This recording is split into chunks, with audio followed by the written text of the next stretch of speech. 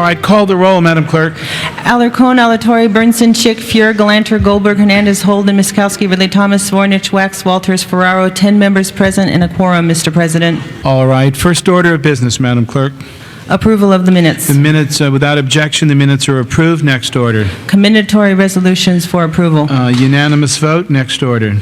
Next order, Mr. President, items noticed for public hearing, items 1 and 2. All right, these are public hearing items. I have one request to be heard on item number 1.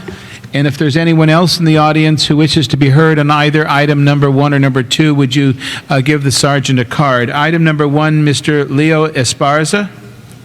Mr. Esparza here. Good morning, council members. My name is Leo Esparza. I'm here on behalf of the applicant, Mr. Alan Fine, who's applying for a beer and wine license off-site sale, 2901 Whittier Boulevard. Basically just here on behalf of him to let him know that the conditional use application has been submitted and it's been approved. I have spoken with Councilman Richard Alatorre's office, and they are behind this application 100%. And if you have any questions regarding it, I'll be more than happy to answer them, but pretty much that's it. All right, thank you, Mr. Esparza. Anyone else wishing to address the council on this item? If not, the public hearing is closed. Is there a motion, members of council? Mr. President, I need a motion from the floor to grant or deny the application. All right, Mr. Bernson's moving to grant it. It's seconded. Any discussion? Open the roll. Close the roll. 10 ayes. All right, that item is approved. Thank you. Any discussion on item number 2? Mr. President, item number 2, you have a request to continue for 60 days. All right, is there any objection to continuing item number 2 for 60 days? If not, we'll do that, and we'll then keep the public hearing open. Mr. Alarcon wanted to make an announcement? Now he won't make it. He wanted me to let you know that since we arrived till now, the bananas in the back have ripened. Next order, Madam Clerk. Next order, Mr. President, items for which public hearings have been held, items number 3 through 10 and number 35. All right, members of council, are there any specials 3 through 10 or 35? Mr. Fuhrer calls number 4 special. Any others? 3 through 10. Mr. Ridley Thomas calls number 7 special. Any others? 3 through 10 or 35? If not, open the roll on 3. 10. Ms. Gallander calls number 10 special. All right, then open the roll on 5, 6, 8, 9, and 35. Mr. Holden would like to call 9 special. All right. Then open the roll on the others. Close the roll. 10 ayes. All right. Those are approved. Next order, Madam Clerk. Next order, Mr. President, items for which public hearings have not been held, items 11 through 31. All right. 11 through 31 are public hearing items. I, at this point, have requests to be heard on number 12, 17, 19, 22, and 23. Let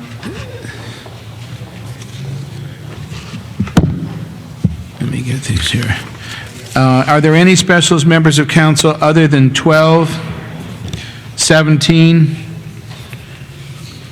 19, 22, and 23? Any other specials? Ms. Miskowski calls 30 special. Mr. Alarcon calls 26 special. Any others? If not, then open the roll on... no, Mr. Holden, you want to... Mr. Holden calls 29 special.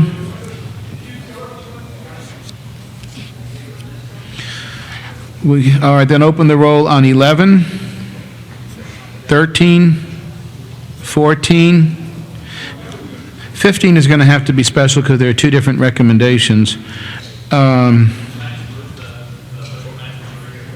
Which one, Mr. Fuhrer? All right, 15 on the budget and finance, 16, 18, 20, 21, 24, 25, 27, 28. Open the, and 31. That's a, close the roll. 10 eyes. 35 we already did. No, we didn't do 35. Yes, we did, Mr. Holden. It came before this group, yes, we did. I call it special. You didn't say anything. You want to be recorded as a no? No, before we gave it to the clerk would tell him and he called it special. 35 was special. All right, Mr. Holden wanted to call. Is there objection to reconsidering item 35? Mr. Holden would like to speak on item 35. All right, without objection, 35 will be reconsidered, and Mr. Holden will call it special. I don't know, he wants to talk. Well, I'm sorry, Mr. Burnson, he has a right. It's done. Next order, Madam Clerk. Ms. Walters? I'd like to be recorded as a no vote on 15. That's it. Without objection, it doesn't change the results. Record Ms. Walters as a no vote on 15. All right, next.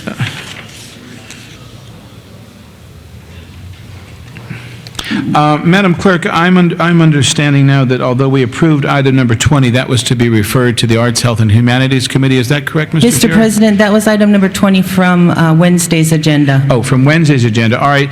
Without objection, Mr. Fuhrer moves reconsideration of item 20 from Wednesday's agenda for the purpose of referring it to Arts, Health, and Humanities Committee.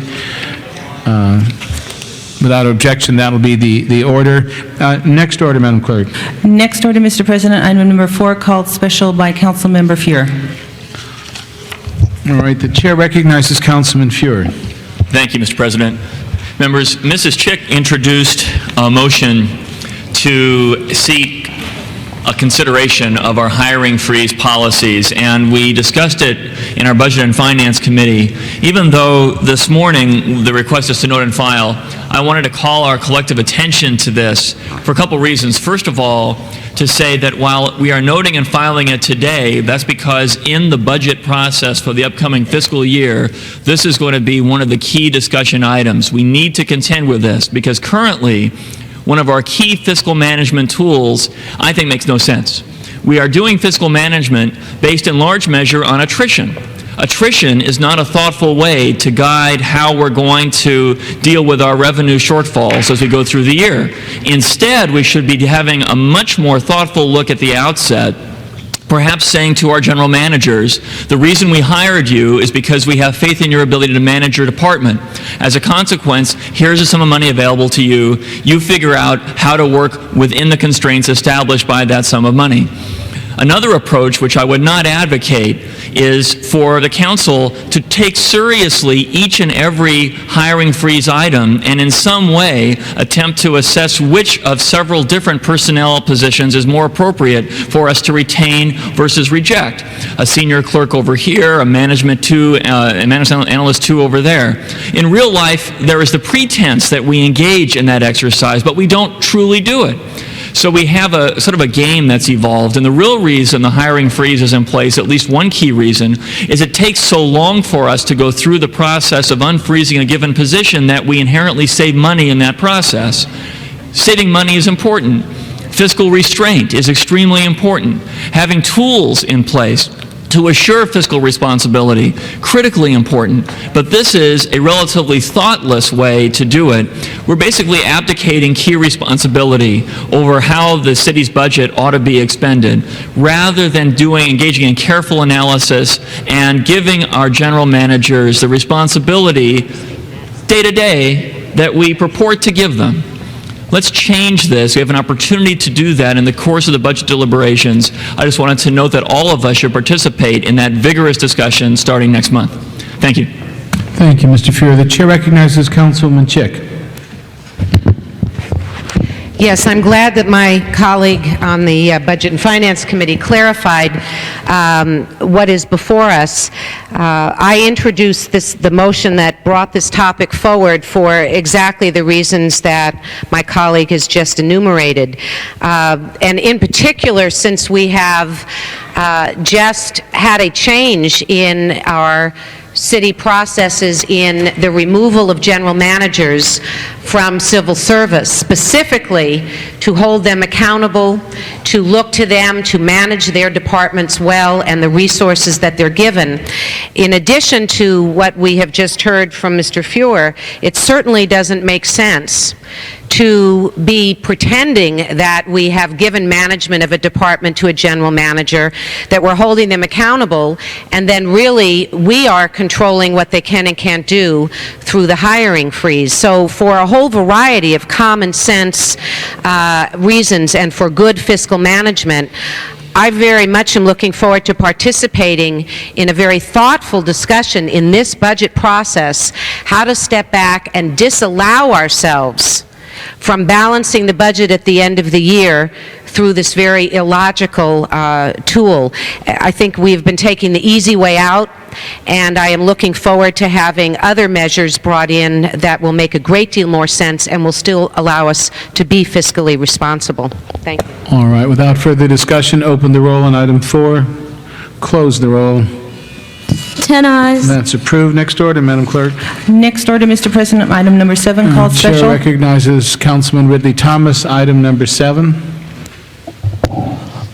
Mr. President, members of the council, it's with an increasing degree of interest that I think all of us are noticing the work that is unfolding with the 2 charter commissions.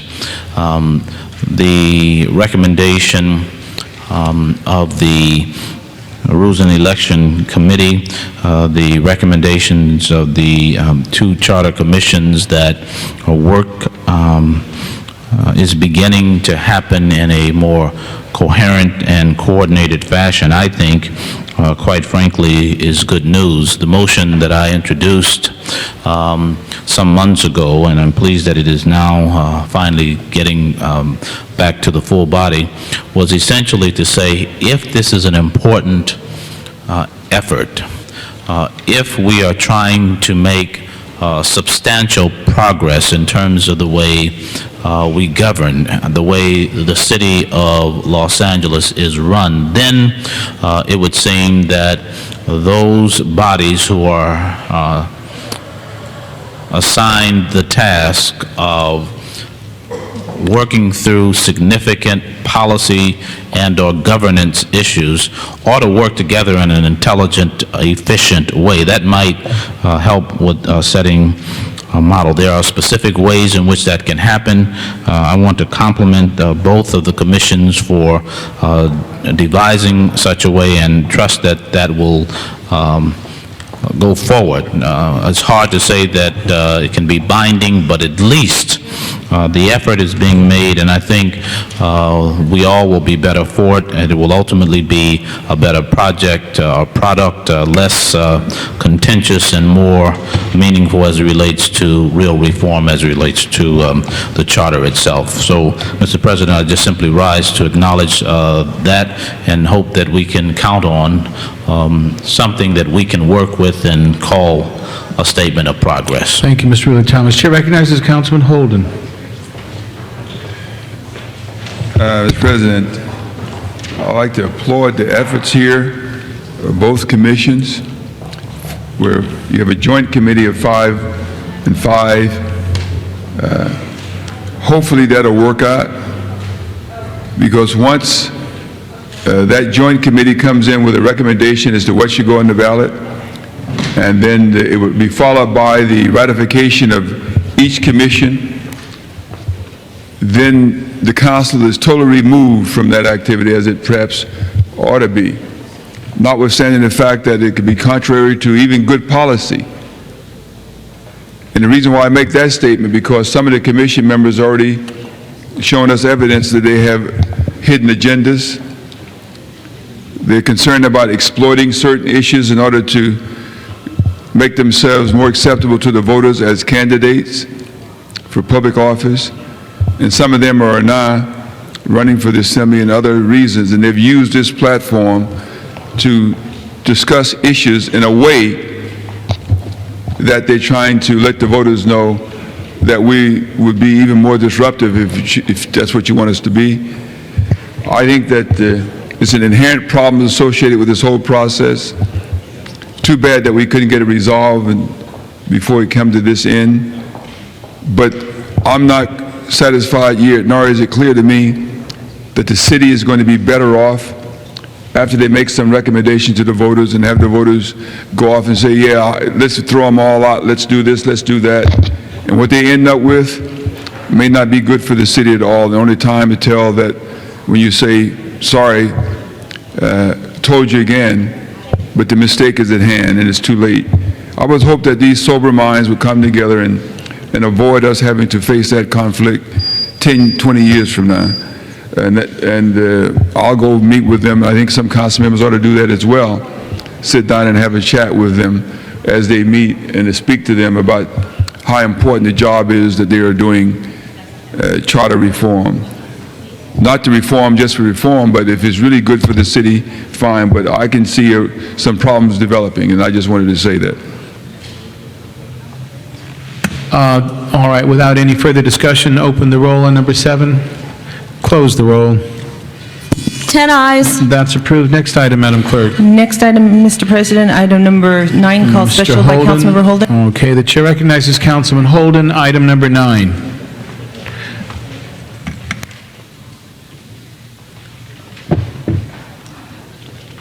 Mr.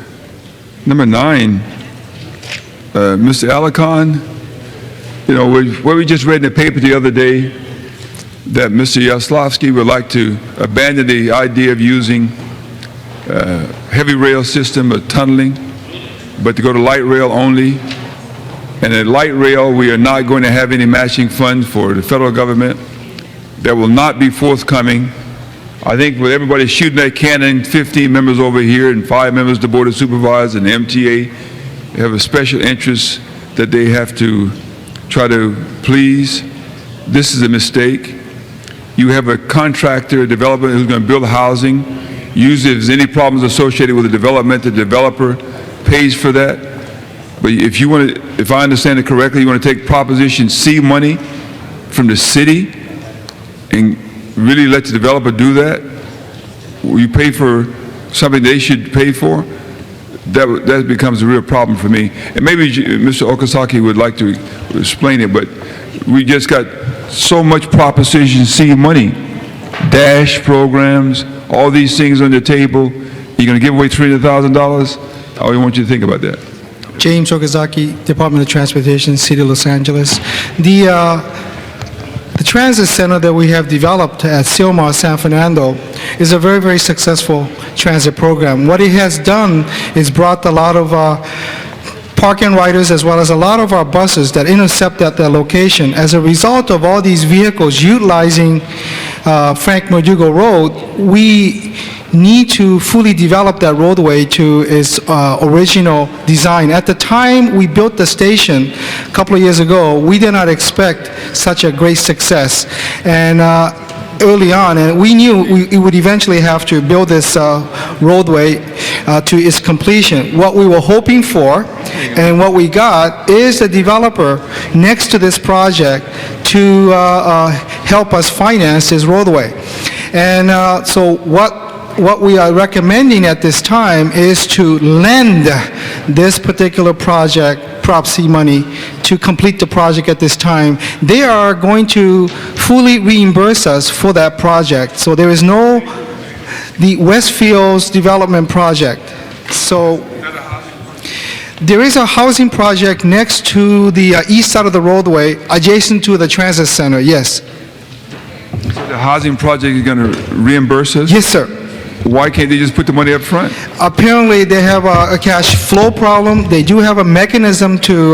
Let me explain. Yeah, Sure. Let me Yeah, when will they give us the money back? I'm just saying that... Mr. Chair, on my time? No, I'm fine. I just want to ask the question, you can answer. Yeah, it's very simple. Yeah, because if they... The reason that the developer prefers not to put the money up is to be able to move the project forward. But the Next T bill includes a line item for this project. What's that? Next T, Ice-T. Oh, yeah. The Ice-T 2 includes a line item of $500,000 that will be reimbursed to the city of the $300,000 to the city of Los Angeles to complete this project. If that is somehow taken out of Next T before it is finalized, the developer has committed to paying the money. So it's basically just upfront money to allow the project to move forward expeditiously. And when Ice-T is passed, this project right now is on the list. If it's deleted from the list, the developer will pay. So it's basically just a loan, temporary. It's just a loan. It's just a loan. And it's for the specific purpose of widening Meduno Drive, which was originally planned.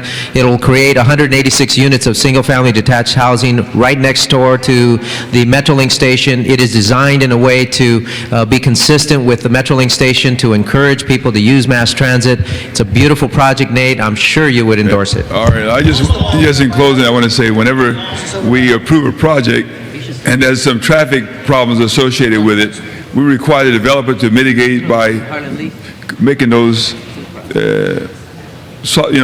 problem solving. And we're not asking him to do that. If they have to widen the road, we have to put in curbs, they have to put in a traffic signal. The developers, they do that. Now you're going to give the money. We're just advancing the money. They are paying for it. James, you should have vetoed that. Let the developer, if you're going to end up paying the $300,000 Chair anyway. recognizes Councilman Alacon. Chair recognizes Councilman Bernson. I did, but I thought you wanted to speak more. You were speaking on his. Well, the only problem I have, and I only have one problem with this, and that is what guarantee do we have that the money will be repaid? Ice-T currently is being battled over in Congress. They're extending it, doing it a month at a time. Isn't that it, James? Yes. And we don't know what's going to finally come out. First, they were talking about 1 year, then 2 years. We have a letter of Now we're credit. down to 1 month. Are we guaranteed we're going to have that money? Yes, well, we're guaranteed that the developer either finds the money from the federal coffers Okay, or from his suppose- own pocket. Now, So we have a letter of say credit that it from them. we have a letter of credit from Yes, the bank? we have a letter of From the credit. developer? Right. Okay, then the money is guaranteed then, Right. right? Okay, what about interest? Are we losing any interest on this money in the meantime? Possibly, yes. Well, Well, we could include that as part of the I cost. think any loss of money on interest should be included in that, and I'm relying upon your word that we're fully guaranteed by a letter of credit. That is What's correct. What's the timeline on We're it? expecting either the next T to be approved in the next several months or 6 months. Is there a timeline on when it has to be repaid? I think we put about a year and a half. Why for so the- long? Because they're doing it in 2 phases. They're going to finish the Frank Madugo Road first, and they're going to wrap around. What happens if we need the money for the set-aside funds in the meantime? This comes out of the MTA payment money, right? Isn't that where it's coming from, the reserve? Sure it is, read it. It's coming from the MTA reserve, the payment that we have to make to the MTA. Now, I have nothing against the project. I think that it's fine. I think the place is right. I just want to make sure that we're going to be able to have our money in a timely fashion and that we don't lose any money on it through interest.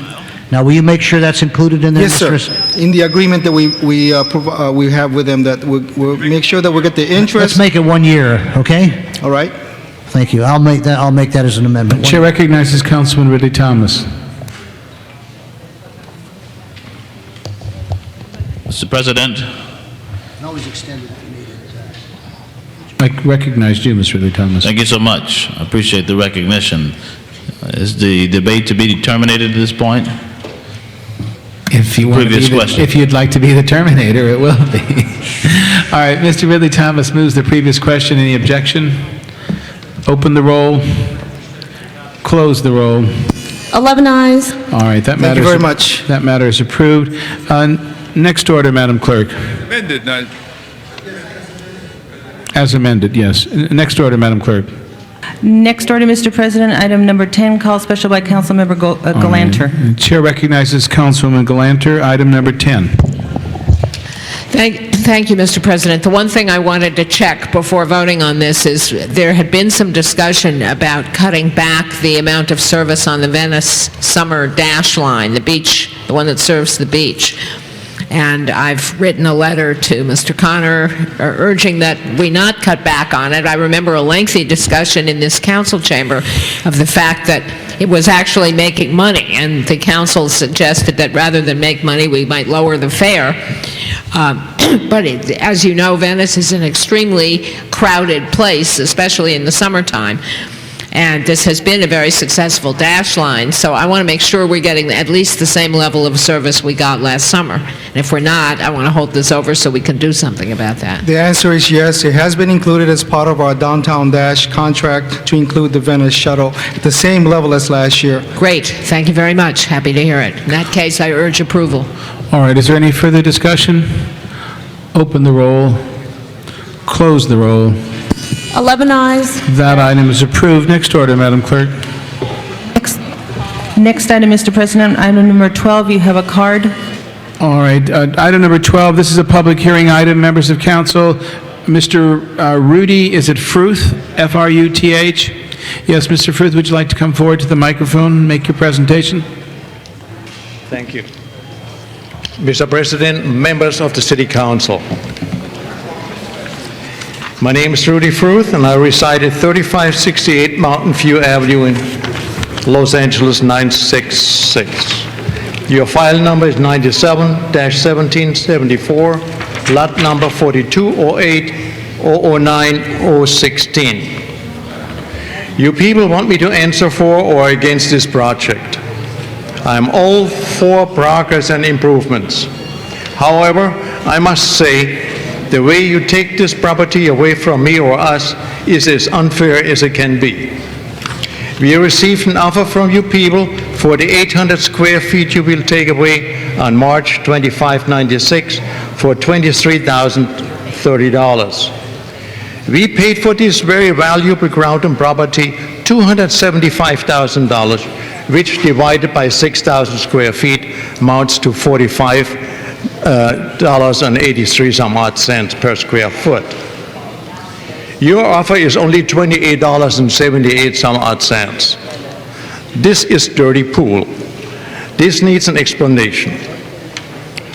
This is so low. We all know the property dropped drastically. However, every year the property tax is increasing. This needs an explanation also. This, your honorable members of the City Council, is very unfair. This is theft. This is a crime and not honorable.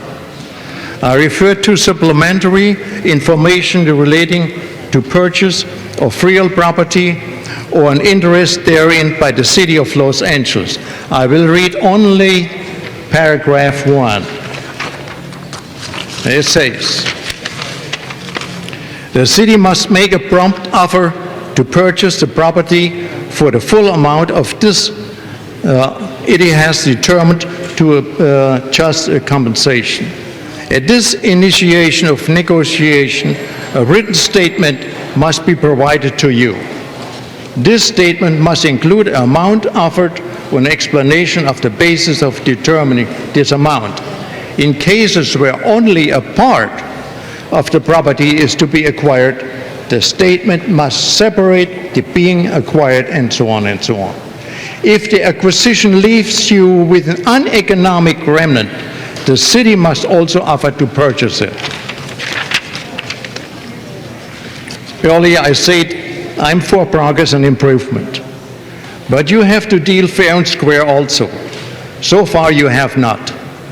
Don't just dictate a certain amount and throw it to us. Anybody can see you give us the dirty end of the stick. I cannot agree. All right, thank you. Is the city attorney, can someone answer this gentleman's question? If the city acquires this, don't they have to pay fair market value? Yes, and I believe that's what the court is going to be determining. Yes, to the gentleman, and perhaps the staff can answer, it's important that the gentleman understand that he's entitled to fair market value. Is that correct, staff? Yes. Good morning, Mr. President, members of council. I'm Rick Brown with the Real Estate Section of the Bureau of Engineering. Yes, everything that the gentleman has said is exactly true, and that is exactly what has been offered. And now, if he disputes that, the court will determine what the appropriate fair market value is. The court is the final arbiter of value when fair market offers have been made. Okay. Chair recognizes Ms. Galanter. Yes, this is a project that actually has been in the works since long before I came to the city council. I think it started in 1976. Actually, it started long before that, but it was finally approved budgetarily in '76. All right, well, so somewhere back in the dark ages, this project began, and it has been a source of concern not only to the city of Los Angeles, but also the neighboring city of Culver City. And when I was first elected to the council, I began meeting with an endless series of Culver City mayors, because they rotate every year or two, who were very anxious to know when Los Angeles would complete our piece of this project. It's one of those things that's obviously going to be a hardship for individual property owners, but the problem is that there is a real bottleneck between the Santa Monica Freeway and the area from Venice Boulevard south into Culver City, where there are many commuters going back and forth, and if they're not able to go through the promised widened street, they wind up going through every other street in creation, and they get mad while they're doing it, which causes accidents and other problems. So we really do have to go forward with this project. We've been committed to it for over 20 years and working on it for longer than that, and it's time to get on with it and get it done. So I would urge approval of these preliminary steps, which are essential to reaching agreement with the last property owners and acquiring the property to do the job.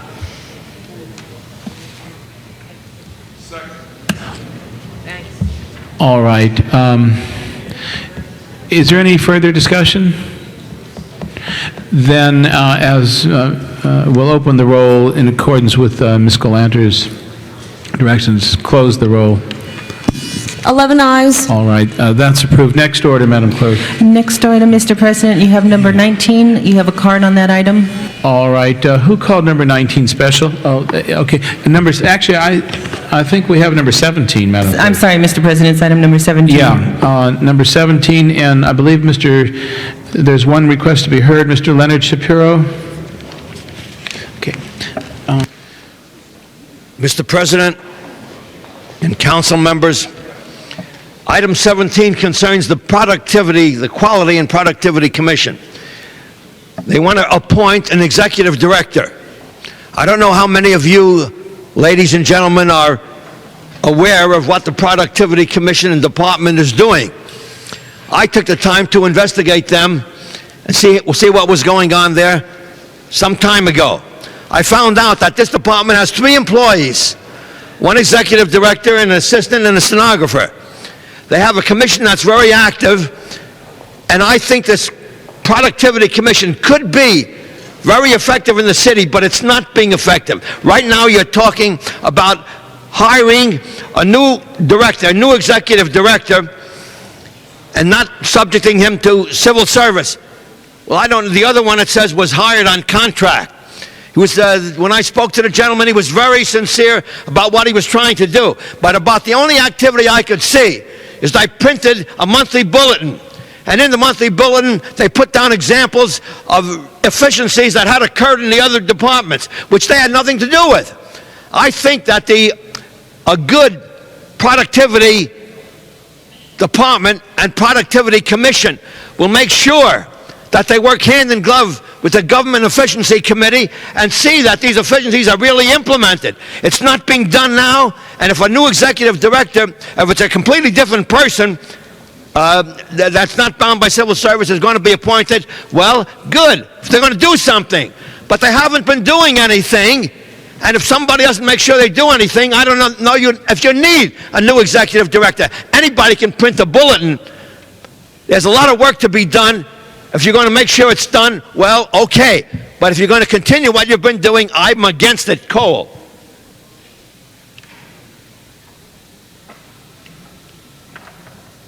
All right, that closes the public hearing. Is there any discussion in the council? If not, open the roll on item 17, close the roll. 11 eyes. That's approved. Next order, Madam Clerk. Next item, Mr. President, number 19. You All have right, a number card. 19, that's also called special, and again, the chair recognizes Mr. Shapiro. Mr. President, item 19 concerns the fire department's reconfiguration plan and what's being done about it and how you're going to make it more efficient and effective.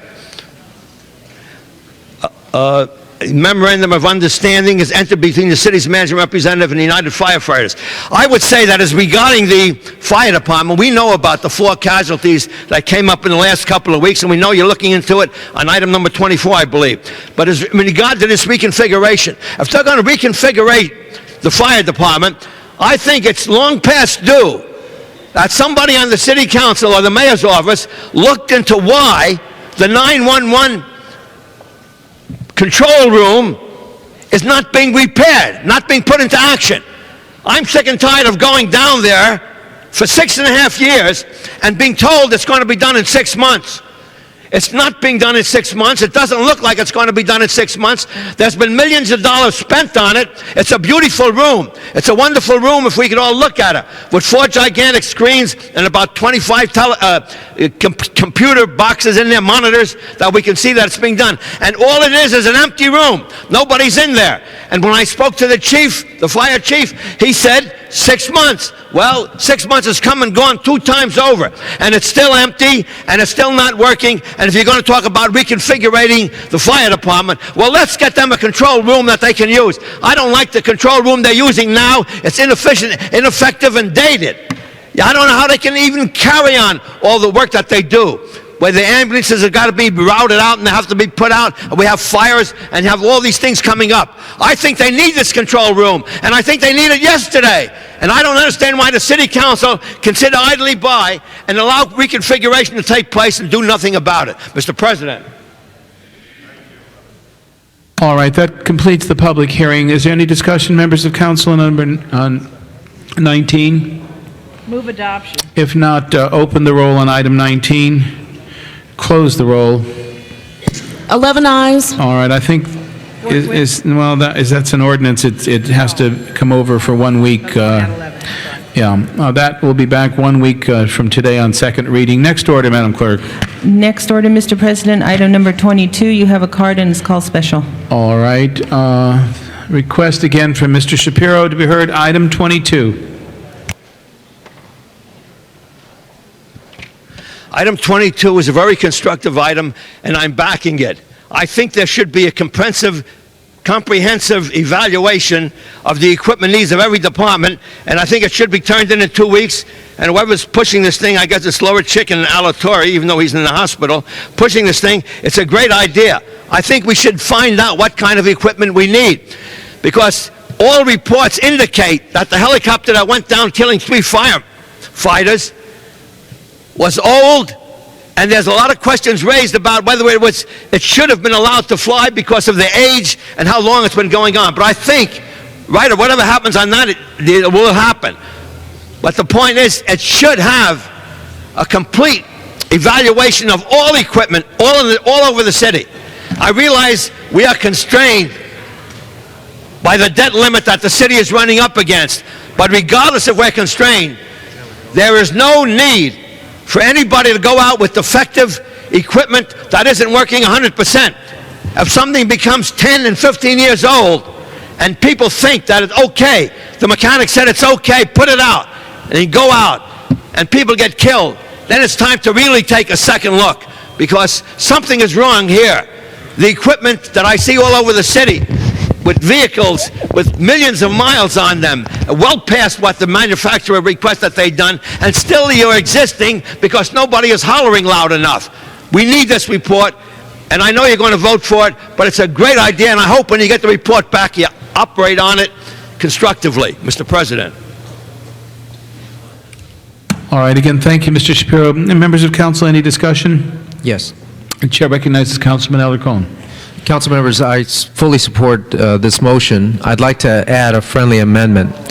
The incident that occurred a week or so ago caused, there was an issue that I think arose with regard to how we prioritize which departments get which equipment. What I think would be helpful relative to this particular action would be not only each department reporting what their equipment needs are, but a cross-referencing of what equipment they have available, because we may choose other priorities. In the case of the accident, I think the question has to be answered, clearly our fire department helicopter should be our top priority in terms of helicopters. So the question should be answered, should the other departments that have newer helicopters trade, perhaps, that piece of equipment so that our fire department has a top priority? So what I'm asking to do is add a friendly amendment to this motion to also ask for a cross-referencing of equipment, particularly relative to public safety, so that we might see the need to move equipment from one department to another from a public safety priority perspective. I would ask for a second on that. Just to have a cross-referencing of, so that, for example, if we have General Services Department, we know they have helicopters. We know that the Fire Department has helicopters. We know that the DWP has helicopters. By getting information from each department, you're not necessarily able to determine whether one department should get the best helicopter first. I think clearly we want our fire department to have the best available helicopters. So what I'm asking is that we do a cross-referencing to ensure that where, particularly this kind of equipment, and there's probably vehicles and other things where we ought to prioritize which department has that equipment, so that we can determine if we can move equipment more effectively within the system as a whole, as opposed to looking at it from a department-by-department basis. All right. It's moved and seconded. The chair recognizes Councilwoman Chick. And I think very much, colleagues, that the intent of both item 22, Mr. Alatorre's motion, and mine, is to move us towards that very difficult task of prioritizing, something that we have to do with our general fund money, something that we certainly need to do with our bond-financed decisions. I just wanted to take the opportunity to point out to you that I have introduced another motion today which points out something very disturbing. What we are asking is for a responsible, regular replacement program, a way of prioritizing our city equipment needs, a way of financing those needs, a way of delivering on those needs. Well, we did that a couple of years ago for LAPD helicopters. We asked for recommendations on a responsible, regular replacement program for LAPD helicopters. We took a step in the right direction with a one-time purchasing of 3 helicopters to replace the ones that were in most dire needs. But here, 1 or 2 years after adopting the regular replacement program for LAPD helicopters, something we're now looking to do citywide, we have already fallen behind in that program. We are already not marching to that beat. We are already not kind of going along with exactly the policy decision that we just recently decided. So I think, and my motion asks for an immediate explanation and report on why have we already slipped on this. So it's one thing to create the policy, to create the replacement program, and clearly it's another thing, once we've made the hard decisions on prioritizing, to stick to it. And I think we really need to scrutinize this, understand why we're falling off schedule already, and make sure it doesn't happen again. Thank you. Chair recognizes Councilman Holden. Mr. President, according to item 22, you're stating here that this is the need for additional equipment or updating equipment or status reporting equipment, such as aircraft, helicopters, and others, was not brought up in the 1997-98 budget for discussion? Oh, this Alatorre. Oh, I'm sorry. All right. Mr. Alatorre, it looks like your motion, but it was my understanding that according to some of the fire personnel and other staff people who have a need for equipment, they say things like that were brought up. Now, they talked about the need to have new helicopters. They had talked about the need to have additional automobiles for the police department. So those kind of discussions were ongoing. So the premise that is established in the body of the motion then could be flawed, but Mr. Alatorre is not here. But I think the intent is correct. Let's report to the council. Mr. Holden, I'm going to recognize Ms. Norton, who is here, and she's staff and will speak on behalf of Mr. Alatorre and his committee. Thank you very much, Councilmember Holden. The reason that the council member said that in the budget discussions, he meant the ad hoc committee on the budget. It wasn't mentioned about equipment needs. It may have been mentioned as part of the budget deliberations that were done with the mayor when they were making the overall budget, but the council member was concerned because those equipment concerns were not presented to the council as part of the ad hoc committee on the budget. That was what he meant. So he never heard it before then? Right. That was his concern. So now we need a traffic signal. All right. I'll go for that. Thank you, Mr. Holden. Thank you, Ms. Norton. The chair recognizes Councilman Walters.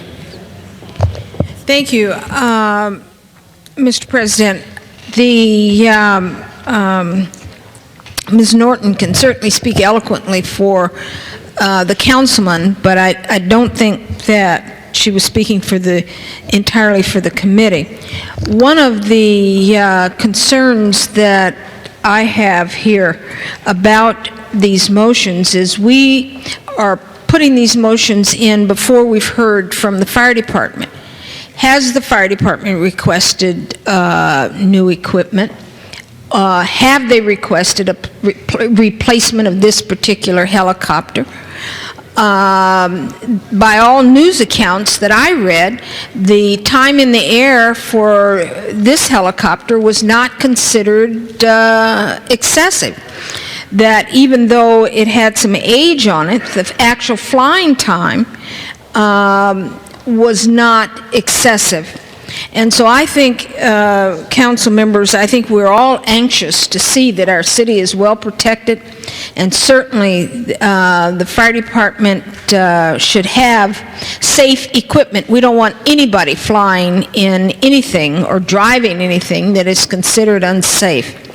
But I think that we ought to, the proper procedure as we talk about process would be to ask the fire chief for a report on what he feels the status of his equipment is. The fire chief and the police chief are the best ones to set the priorities, I think, for replacement. Ms. Walters, ironically, item 24 asked that, among other things, and that was not called special and was approved. So, interestingly, on 24, which we already approved, asked the fire department to report back on just the things you're mentioning. I think these motions should then await that report, council members, and I would move that they do so. Absolutely. This can come back with that report, because I believe item 24 gave a time frame of 10 days for them to come back with their report, so maybe we can hear it all together as one. And I believe Mr. Alatorre is asking for a report as well. So we're really not, we're voting today on requesting the report. Exactly. Mr. Chair recognizes Councilman Alarcon. Yeah, the only thing, though, is item 22 is much broader, and I think it should be on a separate track. Of course, we should use the information that we extrapolate from item 24. However, this covers the broad issue and the concept that perhaps we're not prioritizing the utilization of our equipment as a whole. and also to get us back focused on an equipment purchase timeline that makes the most sense. So it's a much broader issue than relative to helicopters. It involves all other pieces of equipment, particularly significant pieces of equipment.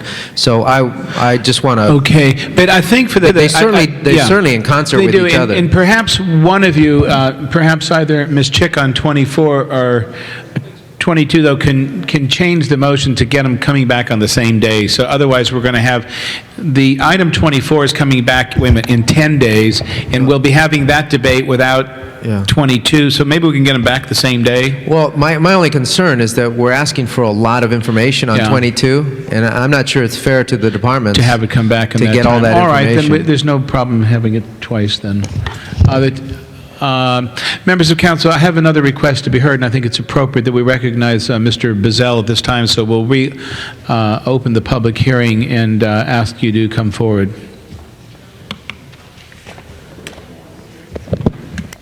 Ken Bazell, President, United Firefighters of Los Angeles City, also a 23-year employee of the city and captain on the fire department. I'd just like to point out to you that for the last 5 years, the fire department had put in a request to replace Helicopter 3, which crashed. We also put in a request for the last 5 years to replace Helicopter 4, which fortunately has not yet crashed. These particular items never even saw the light of day when it came to the ad hoc budget committee. I think it's important that people recognize that the equipment deficiencies in the fire department are becoming significant. It's not only in the apparatus that we have, but the breathing apparatus that we currently have is 20 years old. It's not even close to state-of-the-art. There is a request coming in to add air bottles. The current air bottles we have are so antiquated that when they were originally purchased, they were supposed to have a capacity of 30 minutes. In recent tests, they were shown to have a capacity of as little as 9 minutes. Those are air bottles that we have on our backs when we go inside to keep us alive. I think it's important to note that normally during the budget hearings, the fire department talks more on staffing and those sort of things, and equipment seems to have taken a back seat.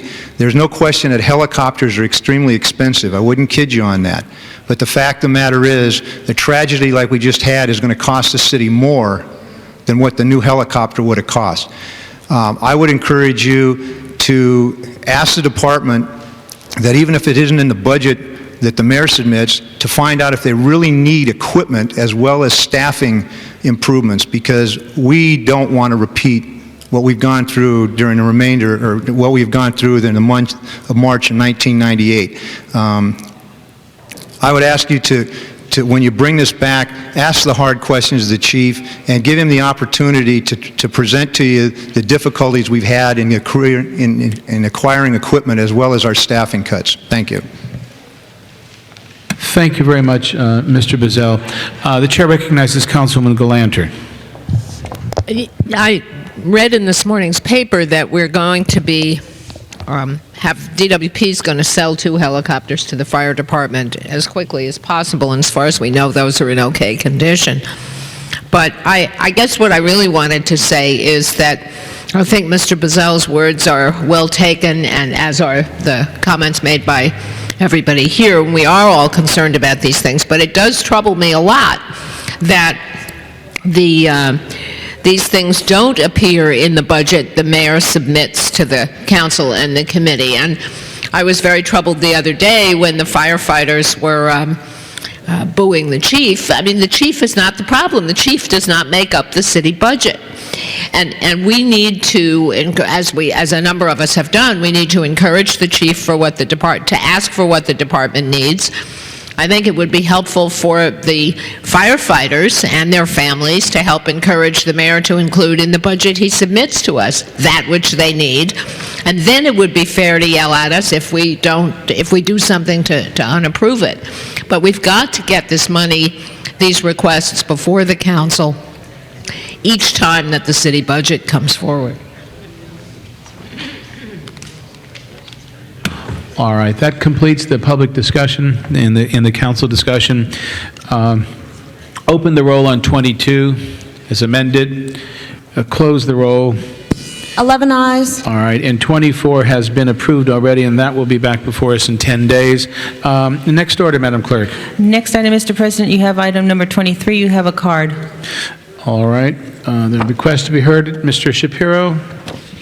Item 23. Mr. President and council members, item 23 concerns the widening of Bernard Street off Stadium Way, which is a 440 feet long street, 38 feet wide, that the fire department's training facilities on Stadium Way is requesting, and I think it's probably well in order. But while we're talking about this location, I just wish to make another point that's directly related to this.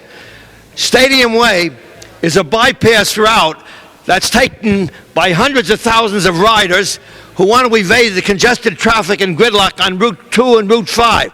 I took it this morning. Now, on the way down Stadium Way, there's an intersection where there's a stop sign, and you got to make a sharp turn to the right, and then you got to make a sharp turn to the left. I think that intersection should be looked into because it backs up the traffic for approximately 2 miles, and it kills all the efforts to save time that people do when they take that bypass through Elysian Park. I think somebody in the concerned Department of Street Maintenance should look into this, and I think this street could be widened also, like you're widening Bernard Street, widen the street and make it used effectively, because hundreds of thousands of people use that bypass, and it should be considered, Mr. President. Thank you, Mr. Shapiro. That completes the public hearing. Any discussion, members of council, on item 23? If not, open the roll, close the roll. 11 ayes. That's approved. Next order, Madam Clerk. Next item, Mr. President, number 26, called special by Councilmember Alarcon. Chair recognizes Councilman Alarcon. Item 26. Council members, this motion is very straightforward. It calls for the city to engage with the County of Los Angeles in an exploration of how we might establish a children's pediatric trauma center in the San Fernando Valley. I call this special just to share with you some notes that you can put in the back of your minds as we move forward in this process. First of all, LA County is 4,000 square miles. There are 13 trauma centers for adults, 9 trauma centers for children, but none in the San Fernando Valley, an area that has well over 1.5 million people. 1,700 children were treated at LA County pediatric centers last year. Dr. Mark Eckstein, the medical director for our fire department, stated that a pediatric center in the valley would mitigate the need for most of those air ambulance runs. Dr. Brian Johnston, former president of the County Medical Association, stated that surviving an accident may depend on the proximity to the nearest trauma center. I think all of us are well aware of that fact. The fact was that she had to go to Children's Hospital because there was no place locally who is able to provide that service. Northridge Hospital and Providence Holy Cross Hospital are considering applying for status as pediatric trauma centers. The County of Los Angeles, I would note, you might have read about Supervisor Yaroslavsky's motion. He is exploring the creation of a children's trauma center in the valley as well. And I've had some conversations with him about how we might work together in that effort. Last year, there were a total of 151 air transports of both adult and children by LAFD. 97 transports were to Children's Hospital. Of the remaining 54 transports, a percentage of those were children also, but LAFD did not have the exact number. I do want to point out that most of the air transports are from the San Fernando Valley. I think as we go through the process of figuring out how we might improve this particular service, we have to recognize that the cost is not just the time or the value of a pediatric trauma center is not just the time that it takes to transport, but it's also the expense of even using a helicopter. If there's a child trauma care center, we might not have to even use a helicopter for that purpose. But clearly the major benefit has to do with the distance between the trauma centers and where the accidents occur. And in the San Fernando Valley, one of the only areas in the county that doesn't have that kind of service, I think it's important for the City of Los Angeles to work with the county to try and establish that. Clearly, they have the primary responsibility, as the health services provider for the county. However, because it's our firefighters who are responsible for transporting by virtue of helicopters, we clearly have a role in this effort. So I would, I introduce this motion to engage the city in the process of pitching in to see what we can do to establish a pediatric trauma care center in the San Fernando Valley. And I would appreciate your unanimous support. All right. Chair recognizes Councilwoman Walters. Thank you, Mr. President. Mr. Alatorre, I don't know what role it is that you would want. What did I say? Oh, I'm so sorry, Mr. Alacone. And I apologize. Well, it wasn't twice for me. Chair recognizes Councilman Waters.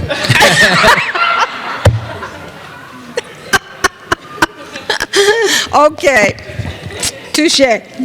On your motion, I don't know what role you expect the city to play in this. It sounds like it'll chew up a lot of expensive time on the part of the city. The city got out of the health business quite a few years ago, and more hospitals are getting out of the trauma center business because they say that it is not financially feasible for them to operate trauma centers. That was an issue several years ago in the county because of the closing down of these trauma centers and the distances between them. We don't have any money to offer a hospital to establish a trauma center. They're very expensive to operate, and we don't have any money to offer the county to do that. I think that we should and we do provide the transportation of victims to the nearest one, which, as we certainly learned, is very far away. And I want people to get the best care that they can get, and I think we can help most by not tying up financial resources, perhaps in this way. Every time, council members, we ask for this report or that report or staff, the departments are already running on reduced personnel through the years of freezes, hiring freezes. And it just seems to me that there's a better, more efficient way for them to use their time. Not that they're not needed, but we're not the decision makers, and we're not the funding source for getting this done. Chair recognizes Councilman Holden. Mr. Alacone, got it right? You planning to put in, you asking for a trauma center? Yes or no? I ask that we explore what it would take to create a pediatric trauma center. Okay. Fine, I'm in favor of that. But I want to just make you aware of the fact that Centinela had a trauma center. We had one in Culver City, I can't think of it, Brockman, they had a trauma center. And all these hospitals were trying to get a trauma center at one time because they were profitable. The state and the federal government and the county was just dumped the money in, they paid for the staff. And doctors are waiting around for tragic accidents and they were being paid. And nurses were on staff and they were being paid. And so they decided, well, it's too costly. So they shut them down. And now you have one at Martin Luther King, you have one at County General, Big General, maybe one or two others in the entire county. And I don't know just where they are, but I don't think you got many. Okay? 9. Pardon? There's 9. Well, in the entire county. 9 pediatric trauma cares in the county, none in the valley. Well, then the County Board of Supervisors, Zev Yaslovsky and Mr. Mike Antonovich, are representing that area, and the Department of Health, which is under their jurisdiction, can make a correction if needed. And obviously, if you just have one in the valley, have none in the valley, and they will make that finding, they should be the one that you should be talking to. Mr. Yaroslavsky is doing that. Huh? Mr. Yaroslavsky introduced an action last week to do that. to do that. So you put in a motion and support what he's asking. Actually, my motion was the day before he introduced his. Oh, he read yours. Pretty good. Whatever. Well, in any case, you want to study it, be my guest. There's good reasons to have it, but, you know, they should have one there. But I don't understand why they don't.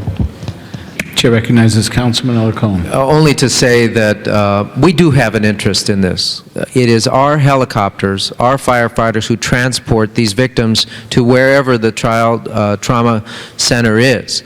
So we absolutely, and clearly after the last couple of weeks, we know that we certainly play a role in the system of trauma care, and that's clearly part of the health system. So this is not to say that we are the primary responsibility. It's only to say that to the extent that we have responsibility, we ought to forge ahead and develop a strategy along with the county to make it happen.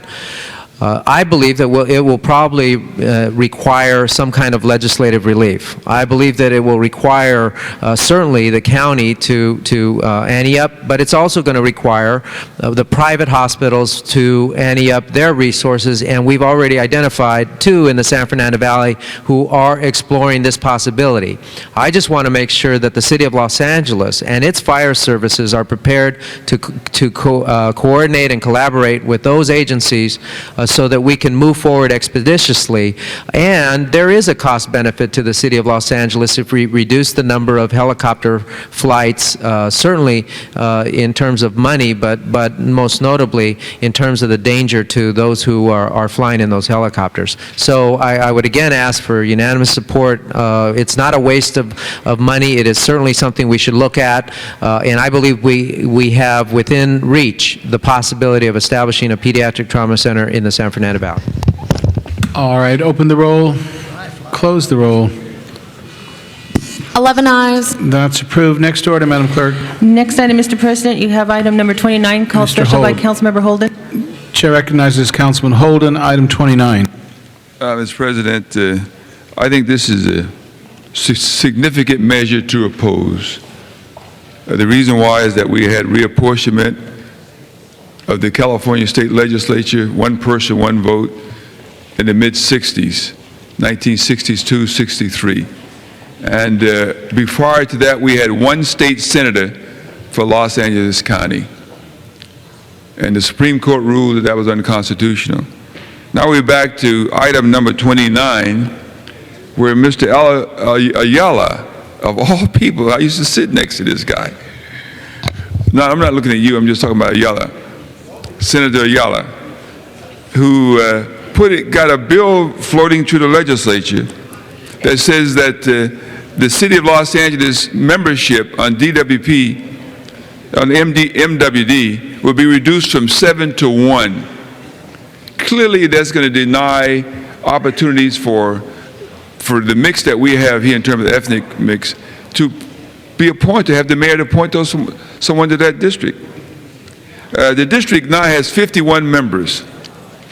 And if one member won't show up, we're in trouble if he's just one member. So I would say that Mr. Ayala, and I will give him a call in addition to ask you to vote to oppose this legislation and leave it the way it is. Give him a call and tell him, hey, Ruben, drop it. And I will do that. I'll ask for an aye vote.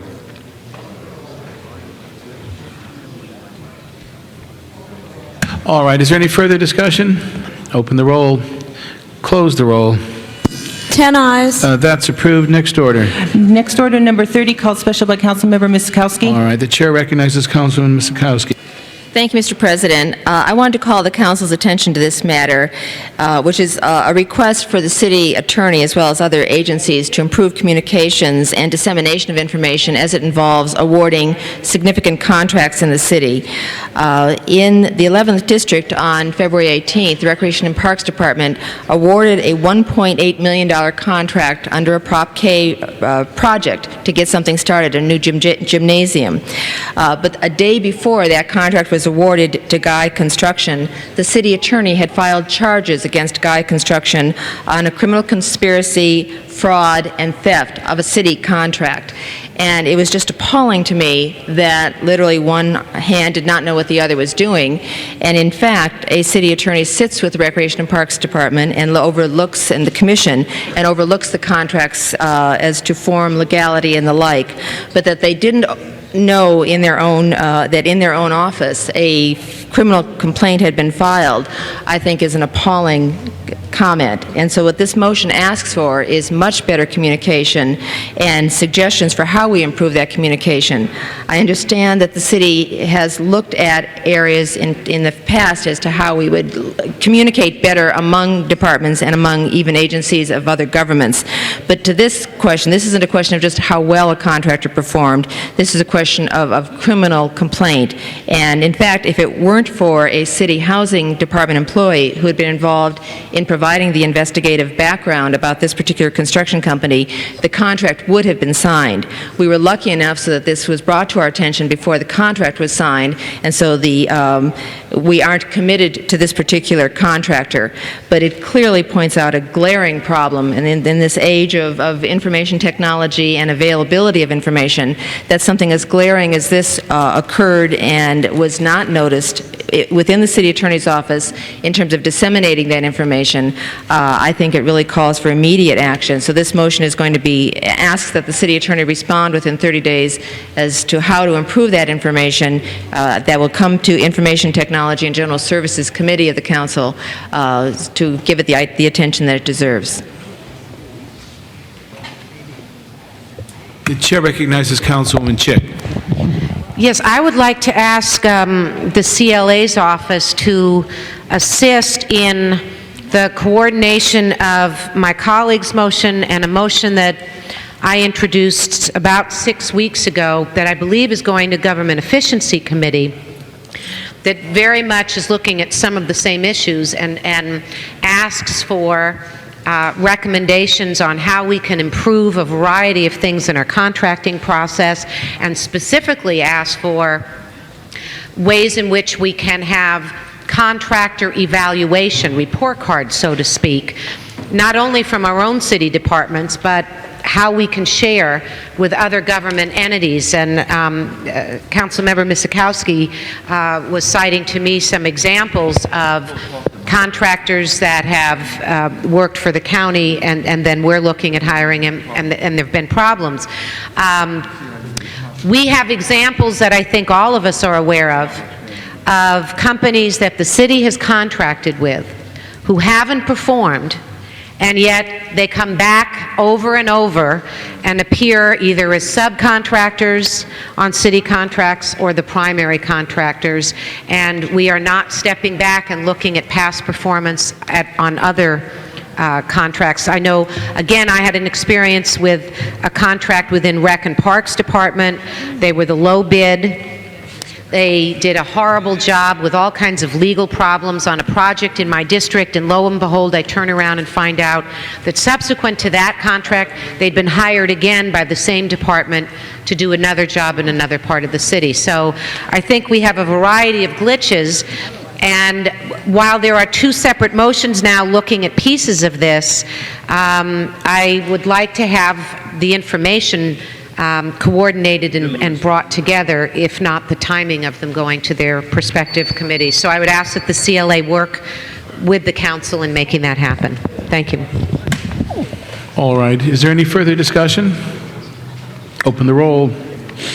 Close the roll. 11 ayes. And that's approved. Next order, Madam Clerk. Next item, Mr. President, item number 35, called special by Councilmember Holden. All right, Mr. Holden, you call 35 special. Chair recognizes Councilman Holden. Mr. President, I personally want to thank you for putting this up for reconsideration and then I hear when it was voted on. But could the CLA or CEO tell us what we're doing here, because there was no report on this? Okay, I understand it just came in this morning, and so I don't know anything about it. The bids were open at 9 o'clock this morning. 9 o'clock this morning, we got started at 10 o'clock, so we really don't know, so maybe you can tell Mr. us. Miller from the CAO and Mr. Deaton want to come, or Mr. Comrie, I don't know if you want. Jerry Miller with the CAO's office. Yes, what you have before you is the acceptance of bids for the bonds for the arena project. This was part of the approval to accept bids was part of the package that was before you last week that you approved. We accepted bids this morning, and this action is simply to accept the bids. These bids, money to be used for what? This money is part of the city's $70 million contribution for the arena. The debt service on these bonds are fully guaranteed by the arena revenues and by the venture. You're saying this is part of the city's contribution of $70 million? To the arena project, that's right. So we're giving $70 million to the arena project. Is that right? That's right, which the venture guarantees payments back through an admissions fee on the tickets and the parking revenues. They will pay them back.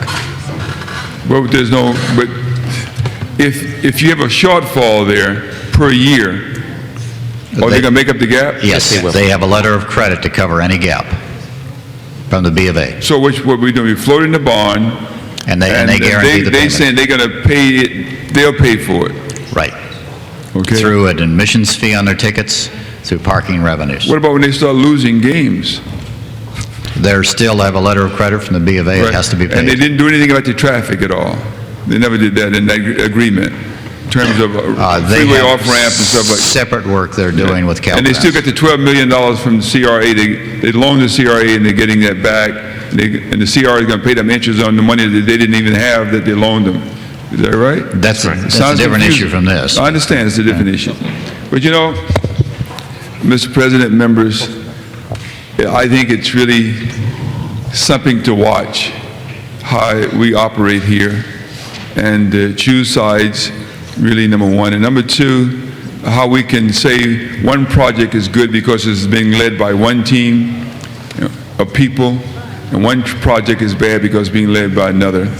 I just remember before I got elected to the city council, there was a guy called Danny Bakewell. Danny Bakewell tried to save a downtown business building and renovate it, and it was probably worthless. The city was just going on record of putting up $1 million, but he was going to pay it off, okay?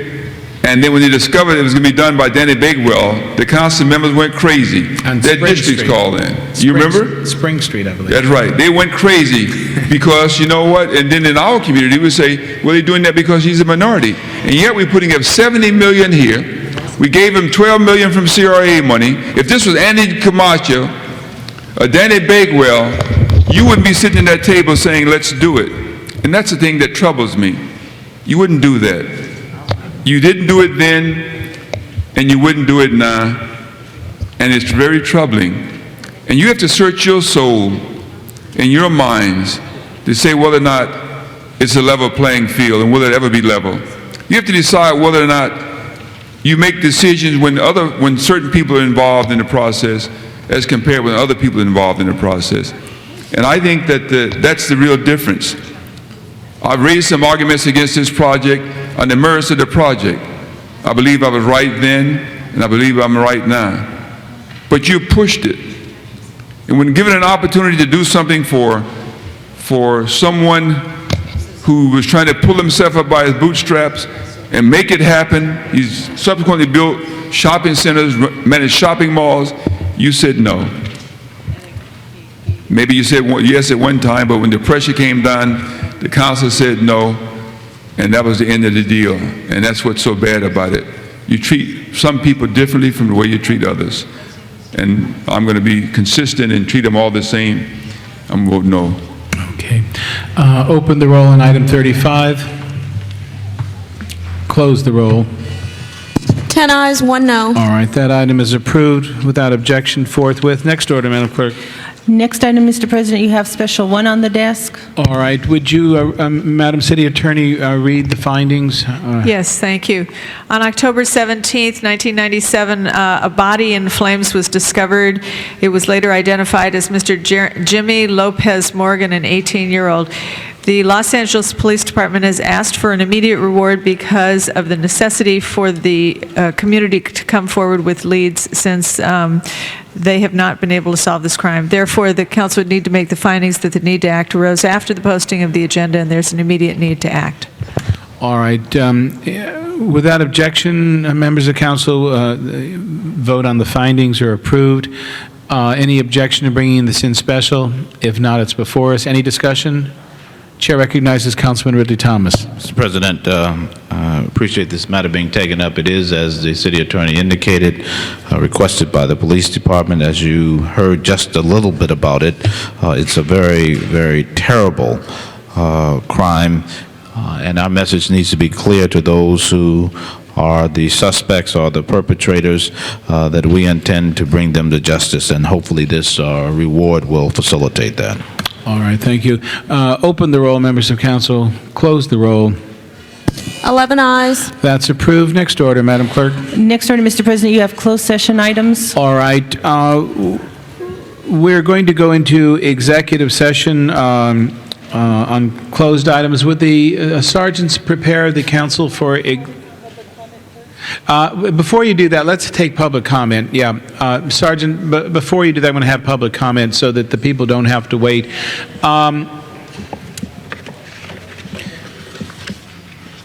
Hector Carvajal, followed by D. Leaning, followed by Leonard Shapiro.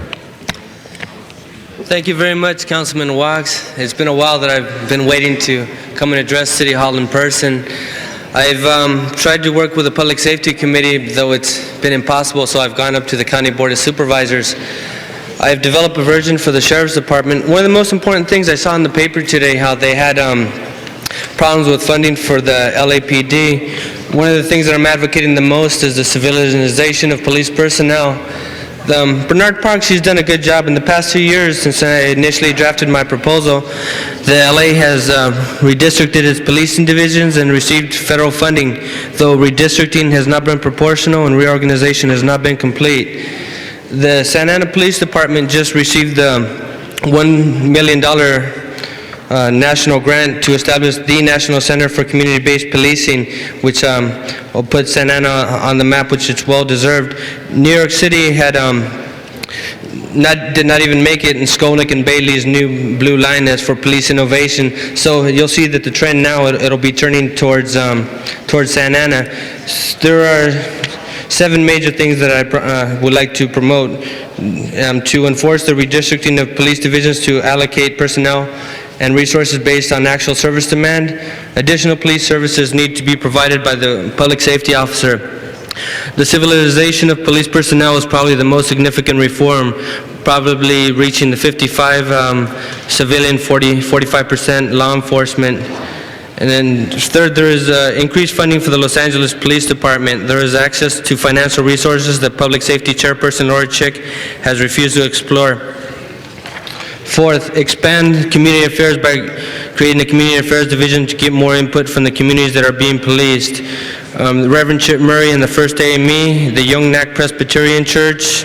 Fifth, a telephone reporting unit to solve the 911 crisis needs to be established to handle the non-emergency calls. So far, a bond measure has been approved, but until that bond measure is implemented, this will do in the meantime. 6, new central administration complex, and finally, reward service-oriented policing. Officer training, assignment, promotion, reward need to be linked to implementation of effective community-based policing and the skills necessary to be a service-oriented officer. This is more of a management proposal. Chief Parks, he's done good in his job. Some people complain about the reassignment of officers to the street, but in community-based policing, the public safety officers do about 80% of the work at about a 40% savings to the department. So to look into long-term solutions, you should look towards this report. I'm going to publish it in Atlantic Monthly or Harper's Review. Thank you very much. Thank you, Mr. Carvajal. D. Leaning? Ms. Leaning here? If not, Mr. Leonard Shapiro. Mr. President and council members, most everybody, including the city council members, think they understand and they get all the news because it's published in the mainstream press, notably the LA Times and the Daily News and Press Telegram and the TV media. But it's very strange that a month ago, one of the largest monumental errors that could ever occur.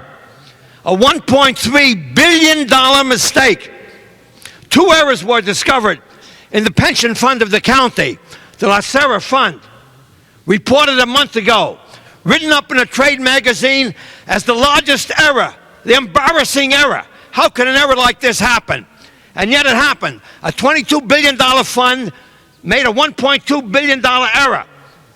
And even though they were in a financial shape that it didn't affect the Board of Supervisors in the county because they had a $1.6 billion surplus. The surplus is now down to $400 million. And the county, you know, is grabbing $300 million of this every year to finance their deficit budget. But the point is, if it could happen, if this error occurred in 1977 and took 21 years to be discovered in the county, how sure are you that the 4 pension funds in the city of LA are also in good shape and aren't subject to this type of an error? This type of error was discovered only because the actuarial audits that they had for 22 years became very friendly with the people in the pension plan and the people, the officials in the bureaucracy. And they were so friendly with them that nobody gave them any type of a bad audit. But finally, somebody decided to call in some outsiders. They called in some outsiders, and they found this monumental error. Now, just because the press and the media didn't pick it up doesn't mean it didn't happen. It happened. They made errors over the last 20 years before it was discovered, without counting interest, of $1.2 billion. And now I'm telling this to the city council, and I see 4 people sitting down here listening. I see most of the people aren't listening. I hope the public is listening. If they can make a $1.2 billion error in the county pension fund, then beware.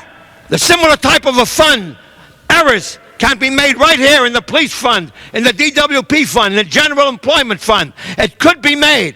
What kind of auditors do you have? What kind of actuaries do you have? Are you sure you're in good shape? Because that's what they thought up the hill.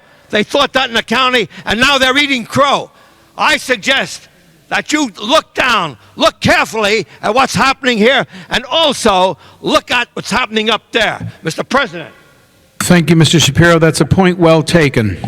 All right, will the sergeant prepare the council chamber for executive session, please? We have items 32, 33, and 34.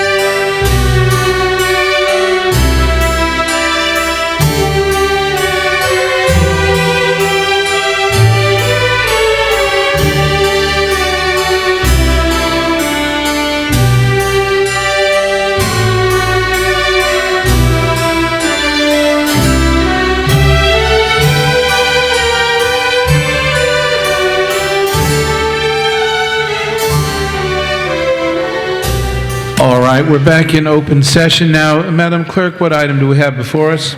Mr. President, oh, you don't have a quorum. Mr. Bernson's here. Mr. President, you have item number 32, a motion to adopt in open session for settlement. In the amount of? In the amount of, for one of the items, $1,605,473, and the other amount is $733,273.20. Wow. Okay. Open the roll. Close the roll. 10 eyes. All right, that's approved. And next order, Madam Clerk. Next item, Mr. President, you have number 34. You have a motion to adopt an open session settlement offer in the amount of $125,000. All right, it's moved to approve the settlement. Seconded. Open the roll. Close the roll. 10 eyes. All right, that item is approved. Next order, Madam Clerk. Next item, Mr. President, motions for posting and referral. All right, those will be posted and referred. Next item. You have excuses on the desk. Councilmember Walters requests to be excused Tuesday, April 7th, for personal business, meets council policy. Unanimous approval.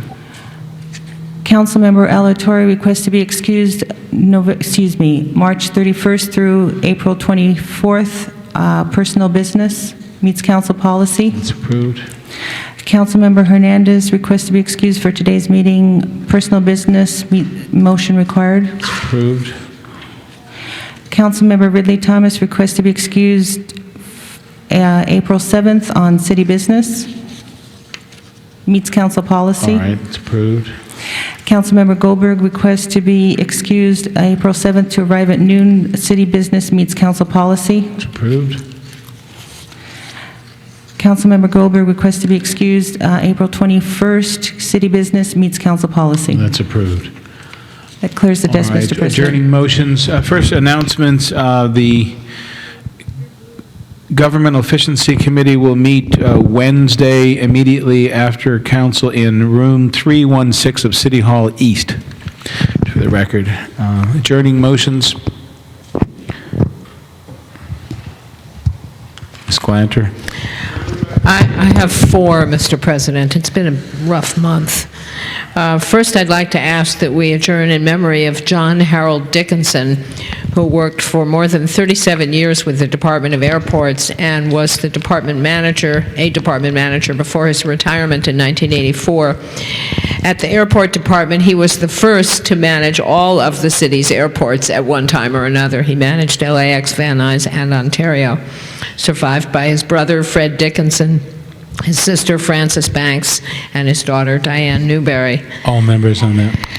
Then I'd like to ask that we adjourn in memory of Sarah Berman, who was one of the most active, sincere, dedicated, wonderful people in our district. She worked with the local homeowners association. She worked for the county for a long time in children's services. And she died, unfortunately, in the aftermath of a car accident that occurred at LAX where she was hit by a car. Passed away yesterday. I'd like to second that. On to that, I think we might all want to be on that. Sarah was really a treasure. she was a friend of mine since 3rd grade, all through high school. I I had no just idea. learned it this morning. Then I'd like to ask also that we adjourn in memory of Robert Bruff, of Bruffy's Toe. Yeah, I'm sure you would want to be on that. Co-presenter on that, please. Bob and his wife Bobby have run Bruffy's Toe for a long time, and they are very well known on the west side, not always with great favor because it's their tow trucks that show up. But again, 2 of the nicest people you would ever want to meet, and Bob unfortunately passed away on Friday. And finally, I'd like to ask that we adjourn in memory of former Congresswoman Bella Abzug, who was on the news this morning, Nate. Bella Abzug was one of the all-time dynamite feminist heroes who got into Congress and used the platform well. She was one of the first and most vocal opponents of the Vietnam War. She had the best hats, and she was really a person to be reckoned with, and we're really sorry to lose her. Ms. Goldberg. I'd just like to be on that one as well. I had an opportunity to work with the Congresswoman for a number of years during the anti-war movement, and she really was extremely bright and humorous, and all of those things that people know about her from her public persona. But she was also very, very thoughtful in the sense that she that these were times when people might have, shall we say, wanted to run off half-cocked. But she was always very thoughtful and very planned and very clear about what the objective was and how best to get there. And I learned a great deal from her. I had the extraordinary opportunity of being an underling in an organization she was very involved in, and she will be greatly missed. I hear she died as a result of some surgery on her heart. But she was only 77 years old. She was a great loss. Tough. Ms. Miskowski? I just wanted to add on to Sarah Berman that what Ruth was saying, she actually formed her own homeowner organization. It's called the West of Westwood Group about 13 years ago in the beginning of the discussion on the West Side Pavilion. And Sarah was always, as a homeowner leader, one of the more reasoned persons who really looked to help work things out as opposed to just always opposing something. And in the children's services area of the county, which she worked for more than 30 years, she actually specialized in adoptions, which was very, very close to children and helping find children their homes. So she will be very, very missed, both at the county and in her homeowner organization. Ms. Walden. Okay. I want to echo what you said about Congresswoman Abzug, and she also had probably one of the best slogans when she ran for office. She was running for the United States Senate at the time when all 100 senators were men, and her slogan was "A stag Senate is a stagnation." I thought it really conveyed an extraordinary message to it, and that's kind of reflected, I think, the kind of person she was. Call the roll, Madam Clerk.